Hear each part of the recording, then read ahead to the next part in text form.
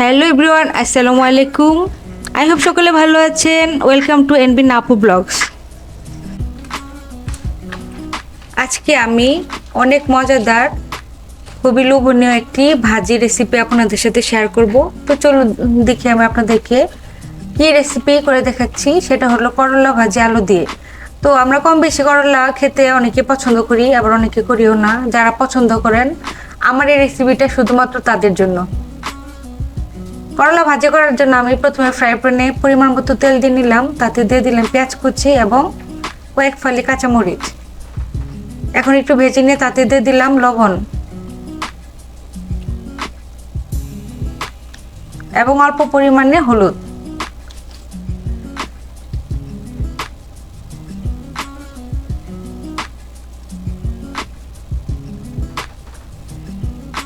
এখন এতে দিয়ে দিলাম কুচি করে কেটে রাখা করলা এবং সেই সাথে আলু। করলা ভাজিতে আলুটা ইউজ করলে এই টেস্টটা আর অনেক বেশি ভালো আসে। তারপরে বেশ কিছুক্ষণ সময় নিয়ে আমরা এই ভাজিটাকে করে নিব। তো আমার সকল ভিউয়ার্স, আপনাদেরকে বলছি, আপনারা যারা আমার নতুন ভিউয়ার্স, এই মুহূর্তে আমার এই ভিডিওটা আপনারা নতুন দেখছেন, তারা অবশ্যই আমার ইউটিউব চ্যানেল এনবি নাপু ব্লগসটাকে সাবস্ক্রাইব করে দিবেন, নোটিফিকেশন অন করে দিবেন। আমি যখন নতুন ভিডিও আপলোড দিই আপনার সাথে সাথে পেয়ে যাবেন, এবং ভিডিওটা অবশ্যই একটি লাইক দিয়ে দিবেন, সেই সাথে শেয়ার করে দিবেন।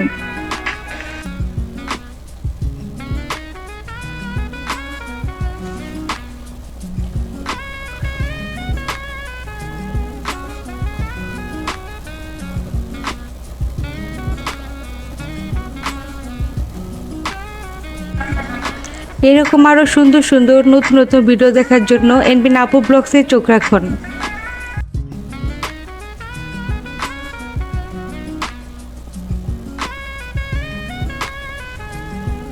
আমার এই রেসিপিটা ফলো করে আপনারা অবশ্যই এরকম করে করলা ভাজি করে দেখবেন। কালারটাও ঠিক থাকবে এবং খেতেও অনেক বেশি ভালো লাগবে। তেতো ভাবটা খুব বেশি একটা থাকে না। আমি যেভাবে করলা ভাজিটা করলাম, আলুর পরিমাণটা একটু বাড়িয়ে দিয়েছি, সেজন্য আলুটা এখানে ইউজ করলে আপনারা, অনেকে এই করলা তিতো হয় বলে খেতে চায় না। আপনারা যদি একটু আলুর পরিমাণটা বেশি দিয়ে ভাজিটা করেন তাহলে খেতে খুব বেশি ভালো লাগবে। আমি যেভাবে রান্না করলাম ঠিক সেইভাবে আপনারা ট্রাই করবেন। আই হোপ আপনাদের ভাজিটা অনেক অনেক বেশি ইয়ামি হবে, খেতেও খুবই খুবই বেশি ভালো লাগবে।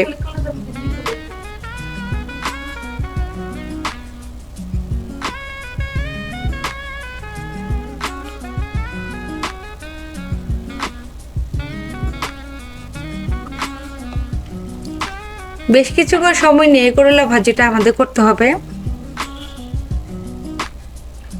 এই তো আমার করলা ভাজিটা প্রায় হয়ে গেছে, একটু পরে আমি নামিয়ে ফেলবো। আর এই করলা ভাজিটা অবশ্যই আপনার গরম ভাতের সাথে খাবেন। গরম ভাতের সাথে খেতে তো খুবই খুবই অসাধারণ লাগে। তো আজকে তাহলে এই পর্যন্ত। সকালে ভালো থাকবেন। নতুন ভিডিও দেখার জন্য আমার সাথেই থাকুন। আল্লাহ হাফেজ, আসসালামু আলাইকুম।